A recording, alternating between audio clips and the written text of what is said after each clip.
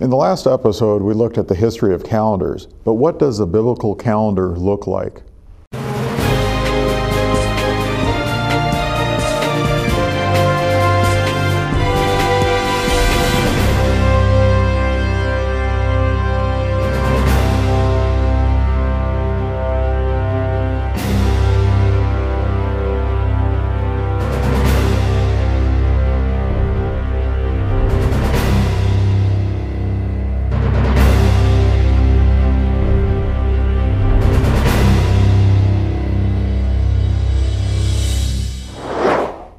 A biblical calendar, what does that look like? Well, greetings, I'm David Brett, bringing you Revealing the Truth. And today we want to look at not the history of ancient pagan calendars, but we want to look at the history of the biblical calendar.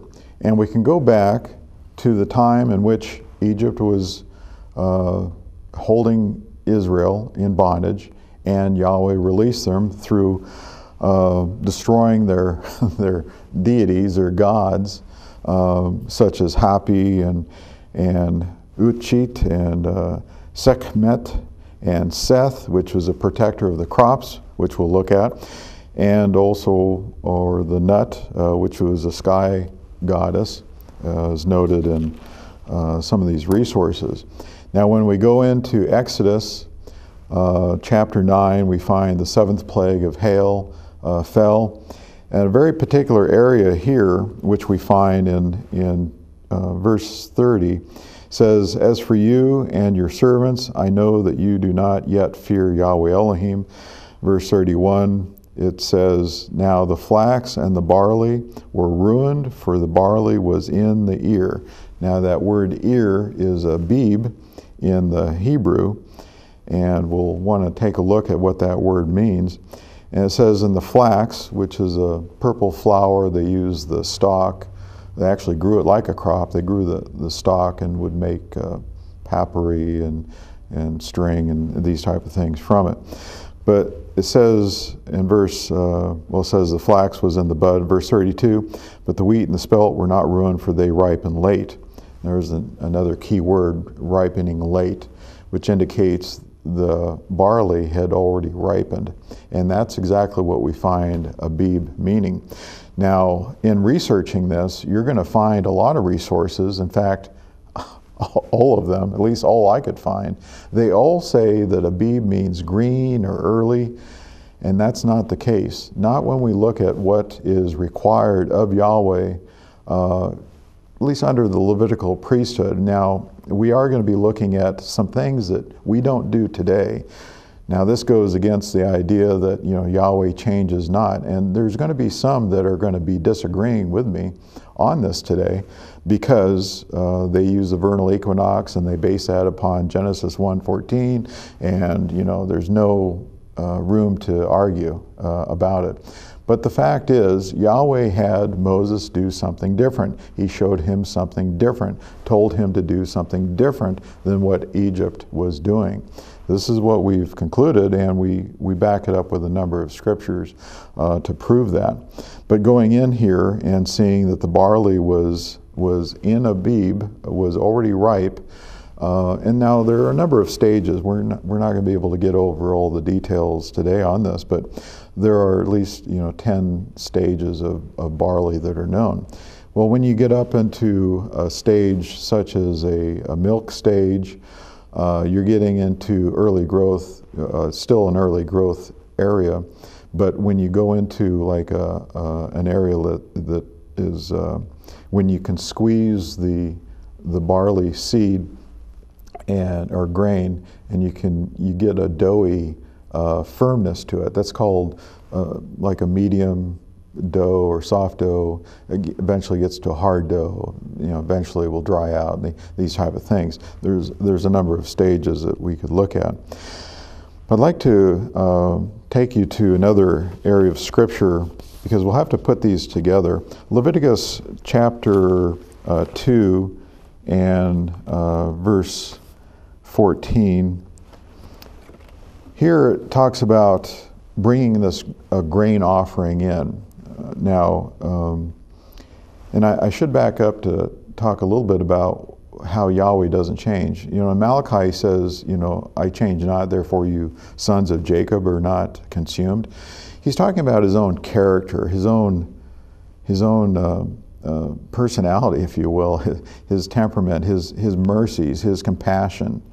And so, you know, when we read areas in like Hebrews, I think it's chapter 7, it says, out of necessity there's a change in the priesthood, therefore there's a change in the law, these type of things.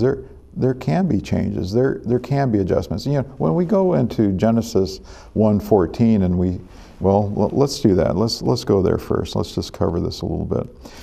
Genesis 1 and verse 14, it says, And Elohim said, Let there be lights in the expanse of the heavens, and separate the day from the night. Let them be for signs and for seasons, for times and years.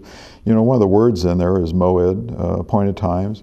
And we do see the moon involved here with, I do think, with Moses in Genesis or Exodus 12 and verses 1 and 2 there. But when we see something like this, we can't just base doctrine upon this alone. We have to look at the rest of the scriptures. It's just like, you know, when there's Genesis, you know, starting here in verse 5, Elohim called the light day, and the darkness he called night. There was evening and there was morning, one day. We know that the day biblically is sunset to sunset. So the night and the day, and that's one day. And there's other scriptures that will give more evidence of that. But when it comes down to like the Sabbath, for example, on the day that was created, on the seventh day, set apart, holy from creation, you can't change it because we can't unchange what Yahweh says is holy. That's just blasphemous, and it's not our position to try to change days. But that has happened. That's why you see a lot of churchgoers going to church on Sunday, the first day of the week, looking in a dictionary, and it'll tell you Saturday is the seventh day of the week, even though there's pagan influences like Saturn's day, sun worship, Sunday. You go back to Constantine, the edict that he wrote and declared for combining the worship and time to meet on the weekly Sabbath was changed from Sunday, or rather the seventh day, to the first day of the week because of the venerable day of the sun. That's what he wrote. That's what he declared. S-U-N, not S-O-N. So this is just history. You can look it up for yourself and see what has happened. Yahweh has given us the information. He's given us minds to think with, and we can see, if we dig a little bit, what has happened. And so it's for kings to search out a matter, so let's search these things out, and let's be considered worthy for the kingship and the sainthood that is here now even and is coming to be kings and priests with the Messiah, and even sitting on his throne with him. That's a promise we find in Revelation, among other promises, in Revelation chapter 2 and also 3. But the point is, you know, going back to Genesis 1:14, or going back to the Sabbath, you don't find all the information that we need from those areas. We look at the overall, and going back to what the Messiah says, live by every word that proceeds out of the mouth of Yahweh, you have to take it all in context. But when we go into an area like Leviticus 2 and for verse 14, we get insight. In the wording, actually I should back up also and mention Abib. While all the resources say early and green, I just want to reiterate that it's a mature grain. It is not early and green.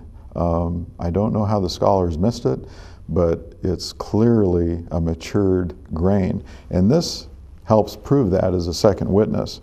Verse 14, it says, Also, if you bring a grain offering of early, now this is a New American Standard, it says, ripened things of Yahweh, you shall bring fresh heads of grain roasted in the fire, grits of new growth of the grain offering of your early ripened things. Now, I've actually crossed out a number of things here because they're added words, but when we get into the wordings, such as Bikurim or Gerez, you get the idea that this is dried out and beaten and crushed, and where it says new growth, it just should be growth. It's caramel, that is fully ripe and dried type of grains. Now, we're not all in agriculture. In fact, in the 1700s here in America, 98% of us were in agriculture. Now, today, it's less than 2%. So, you know, when we study and we look at things, we have to look at some of the agricultural aspects and not necessarily become experts in it, but understand enough to where, you know, like the growth periods of barley, when you get into a grain that is milky, that cannot be roasted. It cannot, well, I suppose over a great amount of time it can be dried out, but it's not going to be as good as if you were to take a medium hardened, you know, like a dough stage of the barley, and take that and shake it off the stalks, and you can roast that, and they won't explode and be you know, ruined. Now, ancient Israel would have all understood this. Us in the 1700s here in America would have understood this if we were to go through this process. Experience tells us, and there are those that have done this and have found out that you just can't take a milk stage, you know, which is an early green, I suppose you could say. It's still early. It's later than the early green stage, but it's still earlier than a ripened or matured stage. And don't want to spend too much time on that, but wanted to give that as evidence for the fact that Abib, being a matured grain, is what is required. As we go through, we find Yahweh telling us in Exodus and telling them, ancient Israel, Exodus 22:29, you shall not delay the offering from your harvest. Now, the idea of a harvest is, you know, there's 5,000 acres of barley in Israel right now. But I mean, actually not right now, it's going to be growing, but it's planted in the fall, and it grows up and into the spring. It's one of the factors that we find which determines the new year. And so we're going over this just to give the scriptures for that, and then we'll see the simplicity of it. And again, this would be in an agricultural society.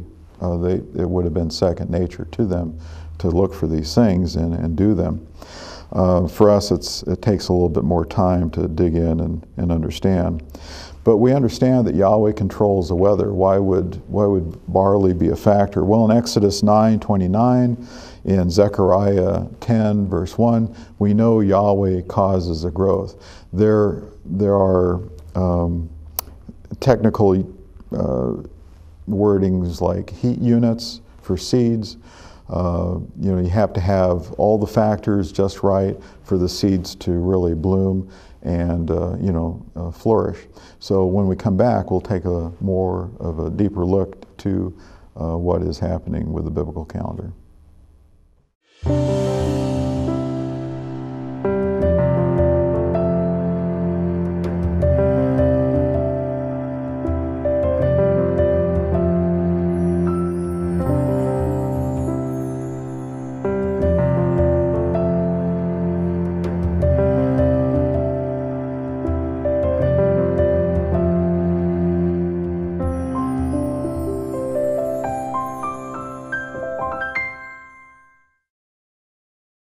The appointed times or feasts of Leviticus chapter 23 were kept in the Old Testament, were kept in the New, and will be kept in the coming kingdom. The question is, why would we not keep them now? To learn more, request your free in-depth study entitled Biblical Holy Days. Write to YAIY 2963 County Road 233, Kingdom City, Missouri 65262, or visit online at yaiy.org. You may also call toll-free 1877 642 4101. Talking about the growth patterns, heat units, these type of technical wordings, the point is this: things like the vernal equinox timing is not always an accurate indicator for a wave sheaf of early ears of barley, and that's exactly what's commanded in Leviticus chapter 23, verse 11 in there. And you have Passover and unleavened bread before that, but the Sabbath within the Feast of Unleavened Bread is a time for the wave sheaf. So we understand that a new moon is shown prior to Passover. There's a certain amount of time for that to take place and for the days of unleavened bread. So an earlier, not a completely ripe, ready to seed type of barley, that's what we would want to be looking at. And when we look at in Exodus and also in Leviticus, we find a determination of when that grain would be ready to use and what we would want to be looking at, what the ancient Israelites evidently looked at. And when we talk about a harvest, we're talking about at least one field or two fields.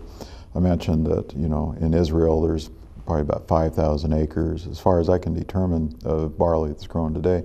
It's not that much, but when you look at the wild barley that's grown, you can see complete fields that are ready before a new moon is shown, and there should be at least one or two, two or three fields even, would be two or three witnesses to the fact that the harvest is ready, or at least will be ready enough to where when the wave sheaf is offered, it'll all be good to go.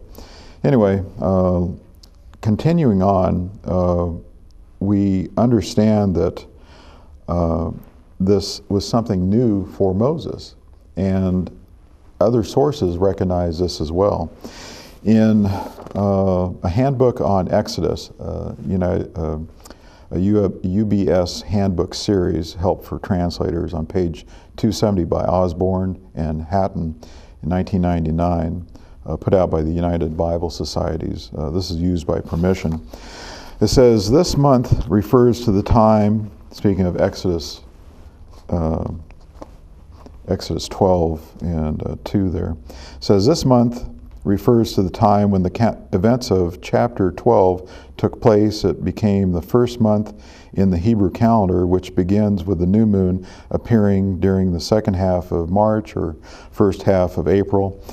It is not yet named, so translators should not give it a name here, but in 13:4, that's chapters 13:4 and also chapter 23 and verse 15 is called Abib. Shall be is not in the Hebrew, literally this month for you, but is, or is to be, should be understood here. This is the announcement of a new calendar for the Israelites. And this is what we've come to understand before even looking at a resource like this from United Bible Societies. Leviticus 18:3 says, you shall not do what is done in the land of Egypt where you lived, nor are you to do what is done in the land of Canaan where I am bringing you. You shall not walk in their statutes, in their laws, in their ways. And one of the things that they had set up were calendars that were probably still being worked on, because it is a complicated mess for man to be trying to do up calendars. And this is one of the things here in this biblical versus Jewish calendars. There's reasons given here and resources and sources given showing that a calculated calendar is not the way to go. A visual observation is the way to go. Now, a calendar is, even on visual observation, we know that the new moon, first visible crescent in the western sky as a pattern, shows every 29 or 30 days. And so we have that pattern shown when we think that they will occur on our calendar, which is calculated out. And with the agricultural aspect, there's a particular pattern there in general as well, but we still look at the fields and determine whether or not there is a harvestable, mature state of the barley, wild barley, that would be harvestable there. So different things that we look at, but these things come together in determining the biblical calendar, and these dates are presented so that we can stay on time with the appointed times that Yahweh has. Exodus 11:7 says, "And you will know that Yahweh makes a distinction between Egypt and Israel." In the pulpit commentary, well, actually, I'm going to pass on that. I already talked about the early years, green ears, and most of the resources, in fact, all that I could find, indicate that they were early or green. But Scripture indicates that the barley is mature. That's why it was destroyed in Egypt with the hail. That's the state that you have to have the grains in for them to be, caramel and with the gerez, that Hebrew word 1643. It has to be in a mature state for all that to be taking place. So the Scripture doesn't leave us unaware. It leaves us aware of how to do things and determine a biblical calendar accurately.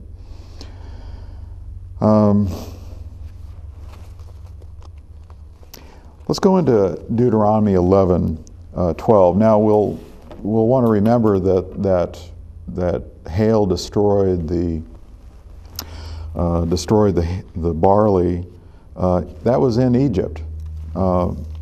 One of the things that we do while we look at the observation of the moon locally, just like we would look at the sun setting, we do look to Israel for the barley. Why do we do that? Well, there's a very specific reason for that, and it goes back to the fact that Yahweh controls the weather. And in Deuteronomy 11 and verse 12, it says, "A land for which Yahweh your Elohim cares." This is speaking of Israel. "The eyes of Yahweh your Elohim are always on it, from the beginning even to the end of the year." Now, when we look at the context of this, go back to verse 10. Verse 10, going through, it says, "For the land with which you are entering to possess it is not like the land of Egypt, from which you came, where you used to sow your seed and water it with your foot, like a vegetable garden." And, it's like how we would see crops being done today. There's an indentation where the water can go. You can do this with your foot. You plant the seed in the upper mound so that it doesn't get destroyed. These type of things, but by flooding. But verse 11 says, "But the land which you are about to cross to possess it, a land of hills and valleys, drinks water from the rain of heaven." Now, going back to the knowledge and understanding that the Scripture gives, that Yahweh ends up producing the harvest, by giving a proper amount of sun, by giving, and there are charts for this, giving heat units and giving this pattern that we see. It's Yahweh's doing, and we have to follow that pattern, because a calculated calendar, like based on the vernal equinox, is not going to always be in the pattern that Yahweh would choose.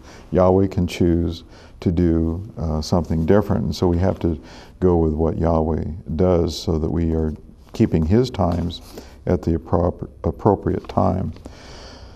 But this is a very interesting area of Scripture. In verse 13, "It shall come about if you listen obediently to my commandments, for which I am commanding you today, to love Yahweh with all your heart, to serve Him with all your mind and all your soul, that He will give you rain for your land in its season, early and late rain, so you may gather in your grain, your new wine, your oil."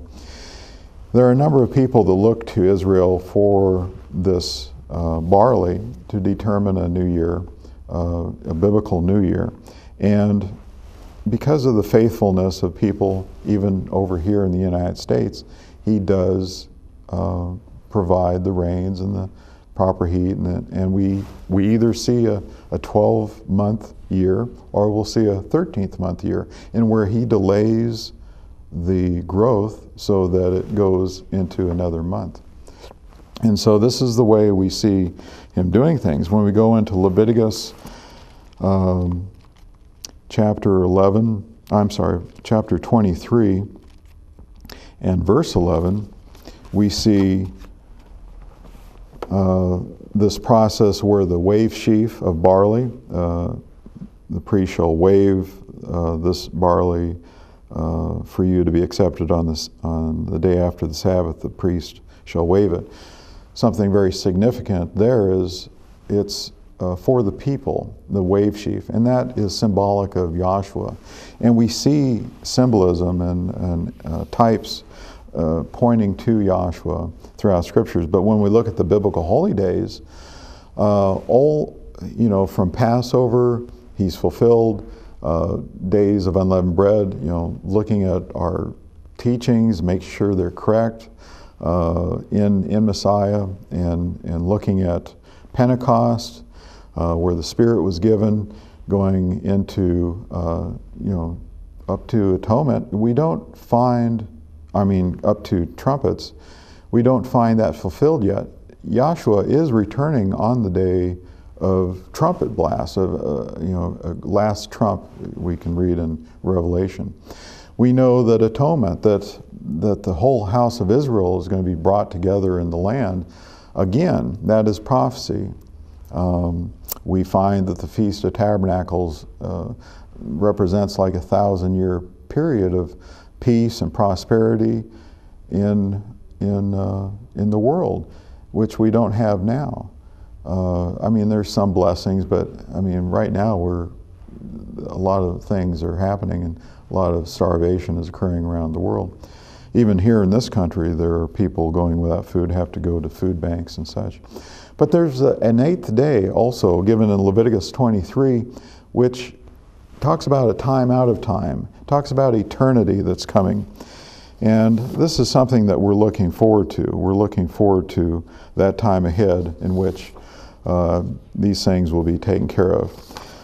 There's a lot more about the calendar that could be given, but again, in these resources, such as Biblical Holy Days, it's a free booklet available to you.